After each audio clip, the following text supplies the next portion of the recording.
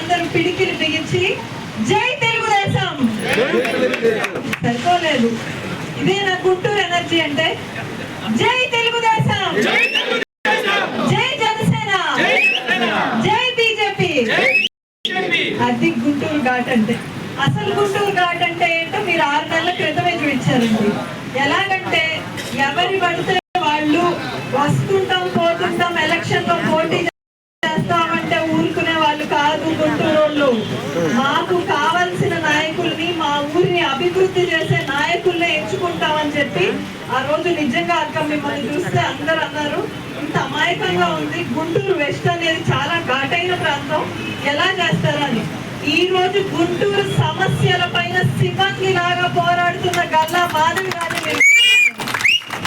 కాబట్టి ముందుగా వేదిక మీద ఉన్న పెద్దలు, ఎమ్మెల్యే మా అక్క గల్లా మాధవ్ గారికి, అలాగే కోవిలమూడి నాని గారికి, మోహన్ కృష్ణ గారికి, అదేవిధంగా మన నియోజకవర్గ అబ్జర్వర్ చారి గారికి, వేదిక మీద ఉన్న పెద్దలందరికీ, వేదిక ముందుండి 5 ఎమ్మెల్సీ స్థానాలను కూడా గెలిపించడానికి పోరాడబోతున్న నాయకులందరికీ. 5 ఎందుకన్నా తెలుసు కదా, 3 గెలిచేసాం, 164 సీట్లు కూడా గెలిచేసాం. రేపు రాష్ట్రంలో ఉన్న 5 గ్రాడ్యుయేట్ సీట్లు కూడా గెలవబోతున్నాం. ఇది జరుగుతుంది. కేవలం నెల రోజుల్లో మనం మళ్ళీ సంబరాలు చేసుకోవడానికి సిద్ధంగా ఉంటున్నాం. ఆ గెలిపించబోయేది మీరే కాబట్టి మీరే నాయకులు ఈ ఎలక్షన్ కి. అందరికీ పేరు పేరున నమస్కారం అండి. నా పేరు తేజస్వి. మీ అందరికీ కొంతవరకు తెలిసే ఉంటుంది, ఇంతకుముందు గుంటూరు కూడా వచ్చాను కాబట్టి మళ్ళీ నాకు గుంటూరు అబ్జర్వర్ గా పడడం అనేది చాలా ఆనందంగా ఉంది.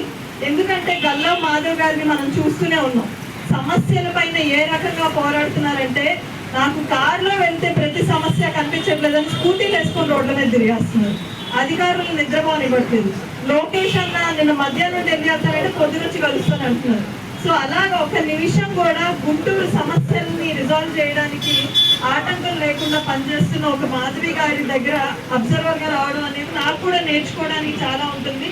అలాగే ఆలపాటి రాజా గారిని గెలిపించే ఒక అవకాశం కూడా హైయెస్ట్ నెంబర్ ఆఫ్ ఓట్స్ ఈ ఎమ్మెల్సీ ఎలక్షన్ మొత్తంలో కూడా ఉమ్మడి కృష్ణా గుంటూరు జిల్లాల్లో హైయెస్ట్ నెంబర్ ఆఫ్ ఓట్స్ ఉంది గుంటూరు వెస్ట్ నియోజకవర్గం. నెక్స్ట్ 1 మంత్ నాది కూడా గుంటూరు వెస్టే. నేను కూడా మీ ఊరు అమ్మాయిని అనుకొని పనిచేస్తాను ఖచ్చితంగా. మన ఊరిని మనం అందరం గెలిపించుకుందాం. చంద్రబాబు నాయుడు గారి నోటి నుంచి గుంటూరు వెస్ట్ పనిచేసినట్టు మీరు అందరు చేయాలయ్యా అని చెప్పే మాట మనం అందరం ఖచ్చితంగా సమిష్టిగా పనిచేసి తెప్పిద్దాం. ఆ నమ్మకం నాకు మీ అందరి మీద ఉంది అని తెలియజేస్తూ, అసలు ఆలపాటి రాజా గారిని ఎందుకు గెలిపించాలి అని ఎవరైనా మిమ్మల్ని అడిగితే ఒక్క మాట చెప్పండి. ఒక సామాన్య రైతు కుటుంబంలో పుట్టి ఒక నాయకుడిగా ఎదిగి ఒక ఎమ్మెల్యేగా మారి ఒక మినిస్టర్ గా మారి 2019లో ఓడిపోయిన తర్వాత కూడా తెనాలి సెంటర్ లో తెలుగుదేశం జెండాని ఎగిరేలా చేసిన నాయకుడు ఆలపాటి రాజా గారు. 3 రాజధానుల మాట కొత్తగా ఈ గత ప్రభుత్వం తెచ్చి ఈ 3 రాజధానులు ఉంటాయి అని చెప్తే రైతులకి అండగా నేనుంటాను అని చెప్పి ఆయన మెడలో ఎప్పుడు పసుపు జెండాతో పాటు ఆకుపచ్చ జెండా కూడా ఉండేది, అవునా కాదా? గత 5 ఏళ్లుగా రైతులకి ఎవరన్నా లేకపోయినా నేనున్నాను అని చెప్పి వ్యతిరేక ప్రభుత్వంలో, అణచివేసే ప్రభుత్వంలో కూడా నేనున్నాను అని పోరాడిన ఒక నాయకుడు ఆలపాటి రాజా గారు. ఇదే కాకుండా ముఖ్యంగా ఒక మాట అండి, చంద్రబాబు నాయుడు గారి వల్లే మేమందరం ఈ రోజు ఐటీ జాబులు చేసుకుంటూ హైదరాబాద్ లో ఎంతో ఆనందంగా సెటిల్ అయ్యాం. దేశ విదేశాల్లో కూడా తెలుగు వాళ్ళు వాళ్ళ సత్తా చాటుతున్నారంటే అది చంద్రబాబు నాయుడు గారి విజన్. ఆయన ఫైళ్లు మోసుకొని ఎన్నో దేశాల చుట్టూ తిరిగి కంపెనీలు తెచ్చినా కూడా అది మన రాష్ట్రంలో బిడ్డలకి ఉద్యోగాలు వచ్చేలా చేసిన ఘనతలో పాత్ర ఆలపాటి రాజా గారికి ఉంది.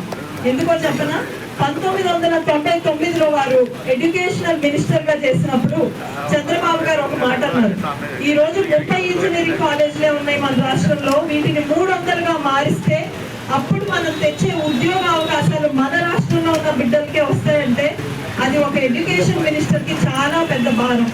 కానీ ఇది భారం కాదు, నా బాధ్యత అనుకొని ఎంతో మంది బిడ్డలకి భవిష్యత్తు కోసం నేను నిరంతరం పనిచేస్తానని చెప్పి ఆ రోజు 30గా ఉన్న ఇంజనీరింగ్ కాలేజీని 300గా మార్చడంలో కీలక పాత్ర పోషించింది ఆలపాటి రాజా గారు. అటువంటి వ్యక్తి ఈ రోజు మండలిలో చదువుకున్న వారందరి తరఫున, గ్రాడ్యుయేట్స్ అందరి తరఫున పోరాడితే మన రాష్ట్రం ఎలా ఉంటుందో ప్రతి ఒక్కరికి తెలియజేయండి. గత మేము మర్చిపోలేదు అని చెప్పడానికి ఈ ఎమ్మెల్సీ ఎన్నిక మనం గెలవడం ఇంపార్టెంట్. గత 5 ఏళ్లుగా మీరు వెళ్ళిపోగొట్టిన కంపెనీలన్నీ మేము తెచ్చుకుంటాం అని మళ్ళీ ప్రజలందరికీ గుర్తు చేయడానికి మనకి ఎమ్మెల్సీ ఎన్నిక అవసరం. గత 5 ఏళ్లుగా మన బిడ్డలందరూ ఉద్యోగాలు లేకపోడ్డ కష్టాలన్నీ తొలగిపోతాయి అని తెలియజేయడానికి మనకి ఎమ్మెల్సీ ఎన్నికలో గెలుపు అవసరం. ఆలపాటి రాజా గారు లాంటి వారిని, పేరబత్తుల రాజశేఖర్ గారు లాంటి వారు అందరూ కూడా మండలికి వెళ్తే ఈ రోజు మండలి అనేది పెద్దల సభ అంటాం. అటువంటి పెద్దల సభలో ఈ రోజు ఎవరున్నారో మీ అందరికీ తెలుసు కదా. హత్యా నేరాలు మోపబడిన వారు, అదేవిధంగా ఎంతో మంది కనీసం మండలిలో జరగాల్సిన కార్యక్రమాలు వారు పెద్దల సభలో మాట్లాడాల్సిన మాటలు కూడా తెలియని వారందరూ కూడా ఈ రోజు మండలిలో ఉన్నారు. ఈ రోజు ఒక అనంత్ బాబు గారు కానివ్వండి, దువ్వాడ శ్రీనివాస్ గారు కానివ్వండి, ఇలాంటి వారు ఉన్నారు ఎమ్మెల్సీ. కాబట్టి గత 5 ఏళ్లలో ఒక్క బిల్లు కూడా పాస్ అవ్వలేకుండా సరైన వసతి లేని ఉద్యోగస్తులకు కానివ్వండి, గ్రాడ్యుయేట్స్ కానివ్వండి ఇవ్వకుండా మనం చేసుకున్నాం. ఈసారి మళ్ళీ ఆ తప్పు జరగనివ్వద్దు. చదువుకున్న వారిని, అర్హత ఉన్న వారిని, ఆలపాటి రాజా గారు వంటి నాయకుల్ని మనం మండలికి పంపిస్తే మన రాష్ట్రంతో పాటు మన రాష్ట్రంలో ఉన్న విద్యార్థులకి, ఉద్యోగస్తులందరికీ కూడా మీరు మంచి చేసిన వారు అవుతారు. కానీ ఇక్కడ గెలవడం కష్టం అంటారా? గెలవడం ఖచ్చితంగా గెలుస్తాం. ఏంటి నమ్మకం లేదా? గెలుస్తామా? గెలుపు ఖాయం. ఎందుకు అంటే ఆలపాటి రాజా గారిని ఎప్పుడైతే నుంచోబెట్టారో ఆ రోజే చంద్రబాబు నాయుడు గారి విజన్ అంటే ఏంటో మనందరికీ తెలుసు. ఆ రోజే మనం ఈ ఎన్నిక నెగ్గినట్టు. కానీ ఈ రోజు మనం అందరం గుర్తుపెట్టుకోవాల్సింది ఏంటంటే గెలుస్తామన్న ధీమా మనకు ఉండొచ్చు, ధైర్యం ఉండొచ్చు, కానీ మనం దాన్ని ఓవర్ కాన్ఫిడెన్స్ గా మాత్రం తీసుకోవద్దని మీ అందరికీ ఒక మనవి. ఈ రోజు మనకి 164 సీట్లు వచ్చేసినాయి. ఈ ఎలక్షన్ గెలవడం అనేది మనకి చాలా చిన్న పని అనుకుంటాం. ఒక్క మాట అండి, మన దేశం బార్డర్ లో సైనికులు ఉంటారు కదా, సైనికులు ఎలా ఉంటారు? నిద్రపోతుంటారా? ఎలా ఉంటారు? ఎప్పుడు గన్ను పట్టుకొని కంటి మీద కుదుపు లేకుండా బార్డర్ లో ఉంటారు. యుద్ధం వచ్చినప్పుడే పోరాడదాంలే అనుకుంటారా? లేదు కదా. గన్ను ఎప్పుడు కూడా వాళ్ళ చేతుల్లో ఇలా ఉంటుంది, కంటి మీద కునుకుండదు. మనం కూడా ఒక సైనికుల్లా పనిచేయాలండి. మళ్ళీ జనరల్ ఎలక్షన్ వచ్చినప్పుడే పనిచేస్తాం, మళ్ళీ చంద్రబాబు నాయుడు గారిని ముఖ్యమంత్రి చేసుకోవడానికే పనిచేస్తాం అంటే కుదరదు. ఎప్పుడు కూడా మనం సైనికుల్లాగా ఒక్క నిమిషం నిద్రపోతే ఏమైందండి, మన దేశం అల్లకల్లోలం అయిపోతుంది.